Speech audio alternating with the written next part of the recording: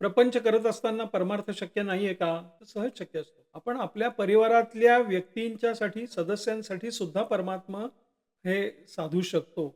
हां.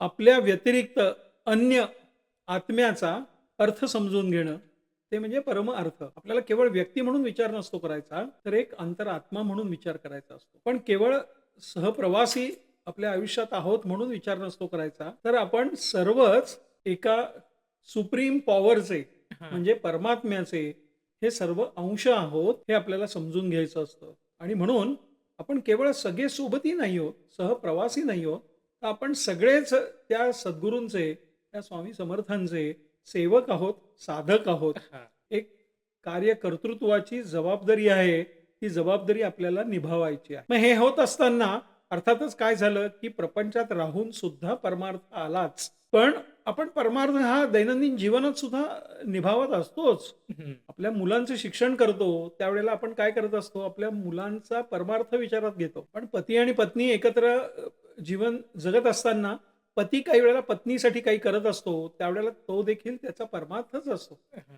मग तिच्यासाठी काही एखादी वस्तू आणली किंवा तिच्या प्रकृतीची काळजी घेतली किंवा अन्यत्र कुठे बाहेरगावी सहलीच्या निमित्तानं जर का जाणं झालं, तर ह्या सगळ्या बाबतीत आपण एक प्रकारे परमार्थच साधत असतो.